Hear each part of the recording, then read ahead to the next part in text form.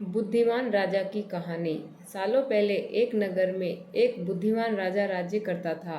उनकी बुद्धि और होशियारी की चर्चा दूर दूर तक थी। राजा कभी भी बिना सोचे समझे कुछ नहीं कहता और न ही किसी आरोपी की बात सुने बिना उसे सजा सुनाता था। उसकी बुद्धिमत्ता के चर्चे सुनकर आसपास के राजा, रानियां और राजकुमारी आदि उनसे जलते थे। इसी जलन के चलते सभी उस राजा की बुद्धिमत्ता की परीक्षा लेने के लिए नए नए तरीके अपनाते थे। हर बार राजा दूसरे राज्य के शासकों द्वारा ली गई परीक्षा में खरा उतरकर खुद को होशियार और योग्य राजा साबित करता था। एक दिन राजा की परीक्षा लेने के लिए एक राजकुमारी आई। उसके हाथों में दो फूलों की माला थी। दोनों माला में से एक असली फूल से बनी थी और दूसरी नकली से।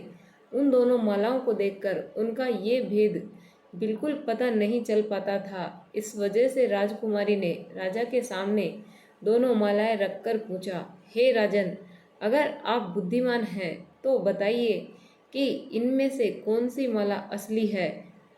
राज दरबार में बैठे सभी दरबारी माला को देखकर हैरान थे, क्योंकि किसी को समझ नहीं आ रहा था कि असली फूलों की माला कौन सी है।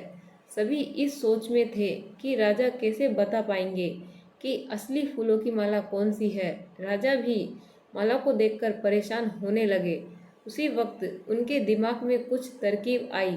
उन्होंने तुरंत अपने एक सेवक से कहा, बगीचे की खिड़कियों को खोल दो। सेवक ने बगीचे की खिड़कियों को जैसे ही खोला तो राजा ने देखा कि फूल में बैठी मधुमक्खियां खिड़कियों से राज दरबार में आ रही हैं। वो कुछ देर मधुमक्खियों को ही देखते रहे।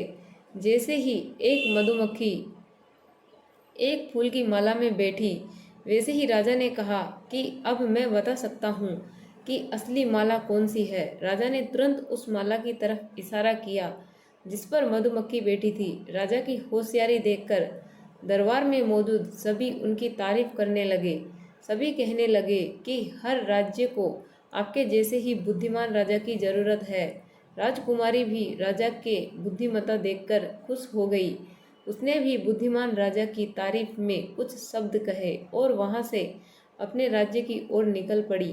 कहानी से सीख, अगर व्यक्ति अपनी बुद्धि का इस्तेमाल करे तो वो हर प्रश्न का सही जवाब तलाश सकता है और हर मुसीबत का हल भी निकाल सकता है।